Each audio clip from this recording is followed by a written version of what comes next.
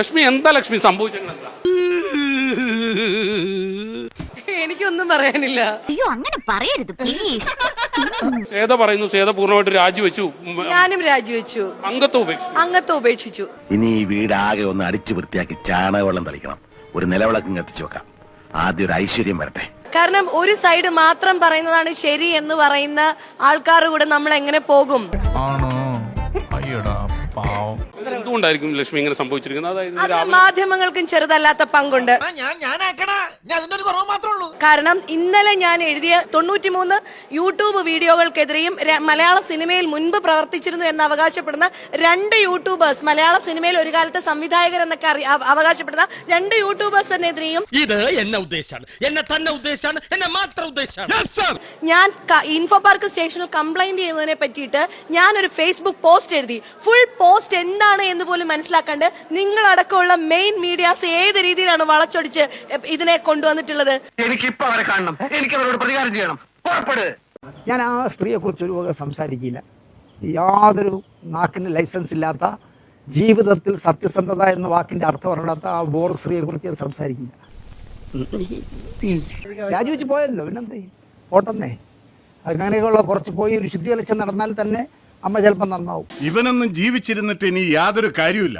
വല്ല പട്ടാളത്തിലും പോയി വെടികൊണ്ട് ചത്തിരുന്നെങ്കിൽ കുടുംബക്കാർക്കെങ്കിലും വല്ല പ്രയോജനം ഉണ്ടായേനെ. ഇങ്ങനെയൊന്നും ആകാൻ പാടില്ലായിരുന്നു. ഒരുപാട് പ്രതീക്ഷയോടെ സ്ത്രീകളെ സംഘടനയുടെ തലപ്പത്ത് കൊണ്ടുവന്നതാണ്. പക്ഷേ ഭയങ്കര കഷ്ടമായി. 10 മാസം കൊണ്ട് തന്നെ നശിപ്പിച്ചു. എന്ത് ചെയ്യാനാടാ, ഞാൻ ഇങ്ങനൊരു ദുരന്തനായി പോയി. തമ്മിൽ യൂണിറ്റി ഇല്ലാതെ അങ്ങോട്ടും ഇങ്ങോട്ടും ചീത്ത വിളിക്കുക. പ്രായം കുറഞ്ഞ കൊച്ചുകുട്ടി ഒരു തെറ്റ് ചൂണ്ടിക്കാണിച്ചാൽ അവളെ വർഗീയവാദിയാക്കുക, അവളെ ചീത്ത വിളിക്കുക. എന്തരാണെന്ന് അറിഞ്ഞൂടാ. മുഖത്ത് നിറച്ച് വിനയം വാരിത്തേച്ച് വച്ചാലും ഇടയ്ക്കിടയ്ക്ക് ഉള്ളിക്കിടക്കണ ഫ്രാഡുകൾ പുറത്തോട്ട് തള്ളിക്കാറ് വരും. പിന്നെ സീനിയറായ ഒരു നടിയുണ്ട്, നീ ആരടി എന്നൊക്കെ ചോദിച്ചിട്ട് ഇടിക്കാൻ കയ്യോങ്ങുക, മുട്ട് കയറ്റുക എന്നൊക്കെ പറയുക.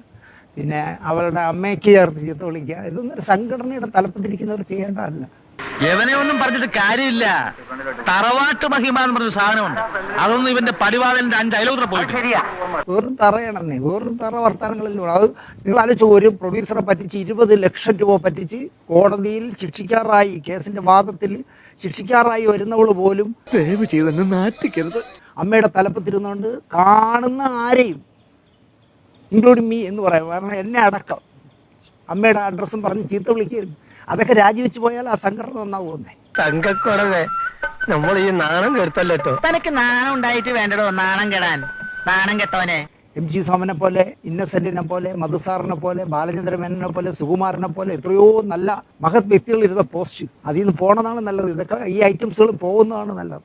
അത് ചിലപ്പോൾ അതുകൂടെ ഇനിയിപ്പോൾ അമ്മ നന്നാവാൻ സാധ്യതയുണ്ട്. കിട്ടിയാ? ഇല്ല, ചോദിച്ചു വാങ്ങിച്ചു. പോവാ.